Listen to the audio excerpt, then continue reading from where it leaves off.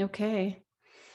Hello, this is Kim Weeks, back with you after a brief summer break to bring you the conversation on yoga lineages, which is now in its, I don't know, 14th or 15th month. We're having monthly conversations with, now on the Weekswell platform, roundtable intersectional conversations about what yoga lineage is and why it matters. And also some one-on-ones that I've been having this year and will actually have next month with Doug Keller. We'll give you a link about that in just a minute. So I want to welcome everybody coming in, and also welcome it is appearing more and more, the many who watch this or listen to this on recording off of YouTube.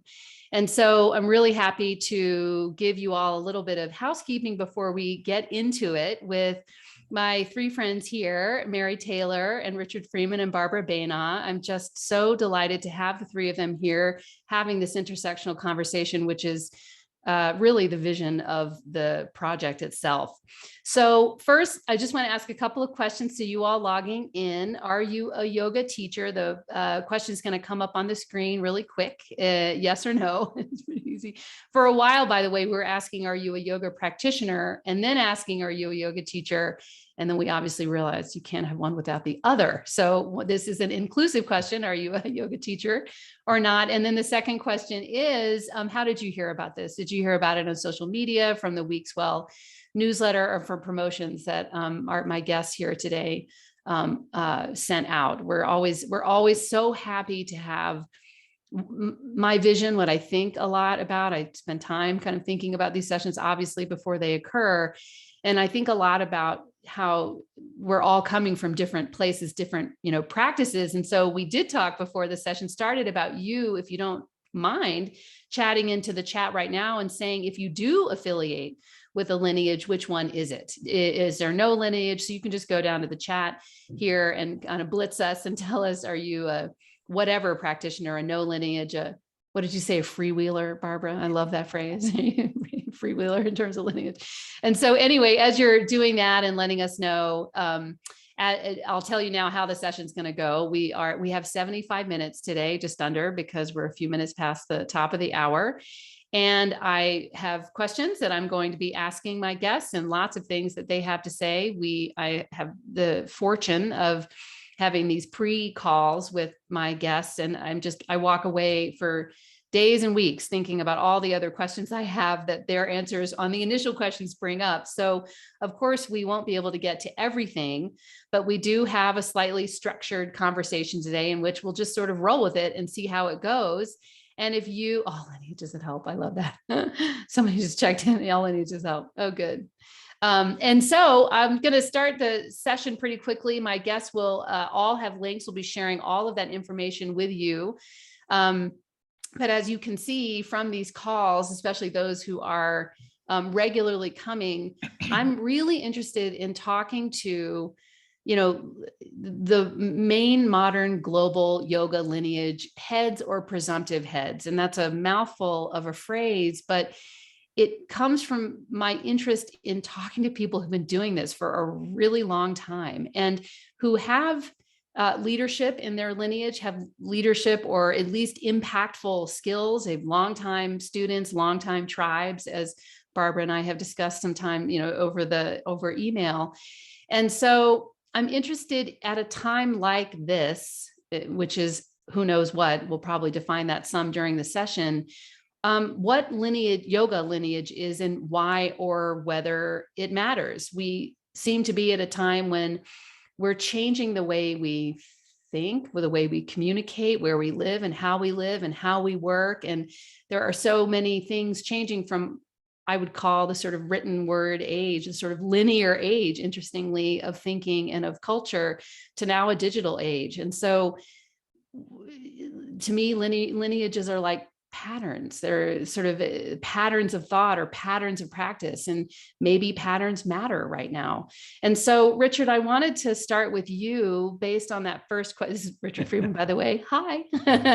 Richard Freeman and Mary Taylor, longtime Ashtanga practitioners, which I hopefully some of you know or don't know. Again, the links will keep flowing through, so you can check out their bios and look further into their stories. But Richard, we talked in our pre-call about and we all agreed on the term, but maybe we'll break that apart too. The Yoga Sutra, the book, as the Bible of yoga, and how most practitioners of lineage-based study would agree that this book, these threads of thought, are a really good way to sort of frame or create an exposition around the study of yoga.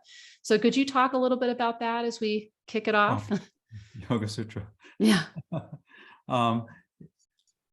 Yeah, Yoga Sutra is actually a very deep and difficult text if you really want to read it. And so what often happens is people will read it a few times and then they'll remember certain things out of it that they like, and they'll ignore the rest of it because it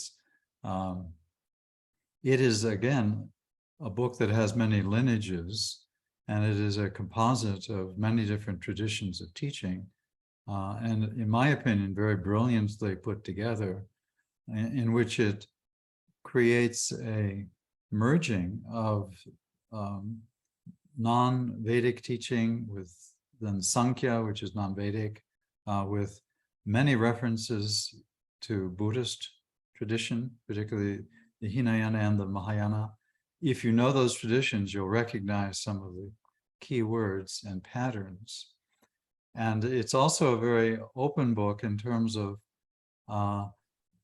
allowing people to find something that captures their attention and then to really look at it closely.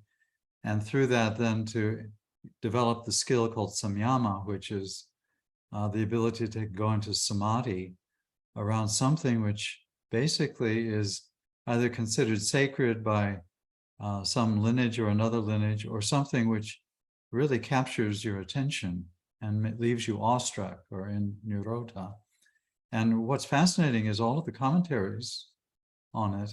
And some of the commentaries are, to me personally, very irritating because people haven't really looked at the broader traditions that the book is kind of bringing together and allowing, to understand. So to understand one tradition deeply, you really have to understand its context or what surrounds it historically. And that's all these other traditions. It's just like with people. You want to understand a certain person historically, you got to know more about their family and their culture, their religion, the geography, what time, and this is fascinating. And I think the overall effect is then you become much more open to all of the variety of different approaches. Some are radically different, some are just very slightly different, rather than becoming prejudiced and thinking, oh, this is what it means. And so when we say Ashtanga Yoga within the more Hindu context, they're making reference to the Yoga Sutra, basically. But curiously enough, in the Four Noble Truths of the Buddha, he also taught the Eightfold Path. The eight are different in a fascinating way, but that's also Ashtanga, or their 8 limbs, if you're into the Theravadan Buddhist tradition. So it's an important text and very easy not to understand it. And then if you don't understand it, the text is fine with that. You just have to observe the pattern of your mind not understanding it and focus on that.